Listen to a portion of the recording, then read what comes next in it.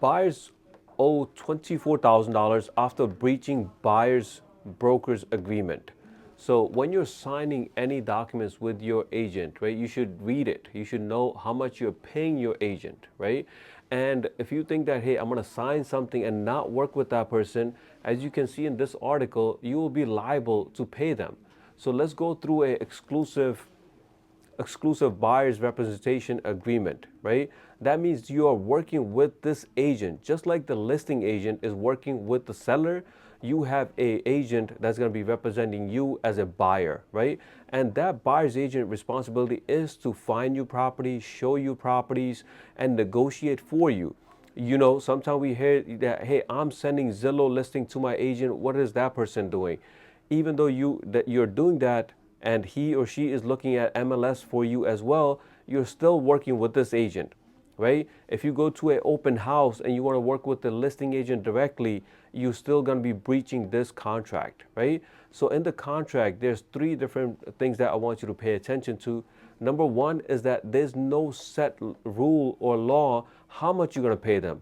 You can offer them a flat fee, or you can tell them, hey, I'm going to pay you 1%, 2%, 3%, whatever the amount that you guys negotiate. Okay. The next is that seller's payment through the offer.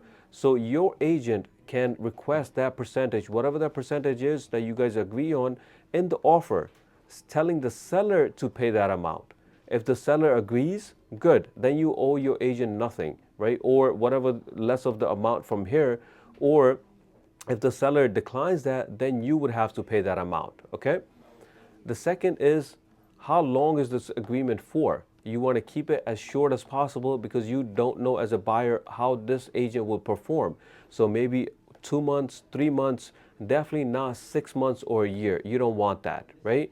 And then you have what type of property you're looking at, which area that you're looking in, right? You want to fill this out much as possible. So there could be potential dual agency down the line, right? There's other things involved in here, but the most important parts are, how long is my agreement for? How much am I paying my agent? So before you sign, if you have any questions, you want to ask your agent, but if you're like a little iffy about it, then don't sign, right? Just make sure that if you're signing something, you're going to be with them for that X amount of time. Okay. If you have any questions, please get in touch.